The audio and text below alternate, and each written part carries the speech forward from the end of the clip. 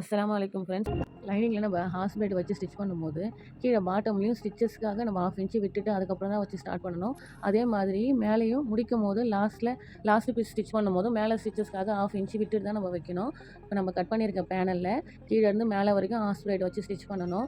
அதில் கீழேயும் மேலேயும் 1/2 இன்ச்சு நம்ம தையலுக்கு விட்டுட்டு அதுக்கப்புறமா தான் ஸ்டிச் பண்ணணும். இப்போ நான் ஃபுல்லாக ஸ்டிச் பண்ணி எடுத்துட்டேன். இதே மாதிரியே நீங்கள் 12 பேனலையும் ஸ்டிச் பண்ணி எடுத்துக்கணும். லைனிங்கில் ஹாஸ்பேட் வச்சு ஸ்டிச் பண்ணதுக்கப்புறம் நெட் ஃபேப்ரிக் எடுத்துக்கணும். நெட் ஃபேப்ரிக்கை அந்த லைனிங் மேலே படுற மாதிரி வைக்கணும். எப்படின்னா நம்ம ஹாஸ்பேட் வச்சு ஸ்டிச் பண்ணோம்ல, அது கீழே இருக்கணும், லைனிங் மேலே இருக்கணும்.